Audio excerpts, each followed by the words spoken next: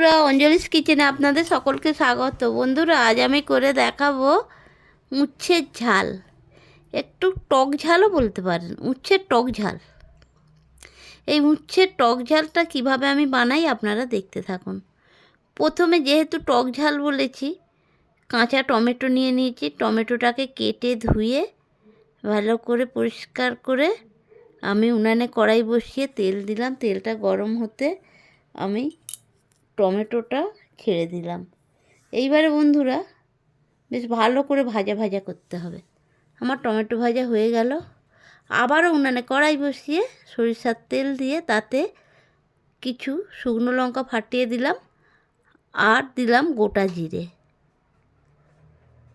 গোটা জিরে আর শুকনো লঙ্কা দিয়ে একটু ভাজা ভাজা করে তারপরে ছেড়ে দিলাম বন্ধুরা উচ্ছেগুলো কেটে ধুয়ে রাখা দিয়ে দিলাম। উচ্ছেগুলো তেলের মধ্যে দিয়ে দিলাম।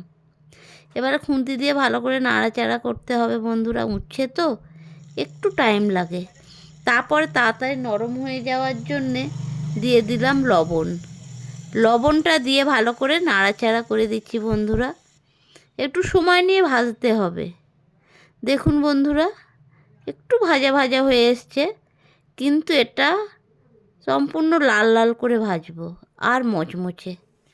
তারপরে দিয়ে দিলাম পরিমাণ মতো হলুদ গুঁড়ো। হলুদ গুঁড়ো দিয়ে আবারও নাড়াচাড়া করে দিচ্ছি খুন্তি দিয়ে বন্ধুরা। ভাজা ভাজা হচ্ছে উচ্ছেটা এইভাবে।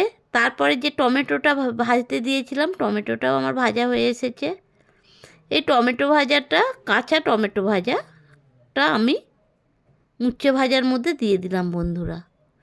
তবেই তো টক ঝাল হবে।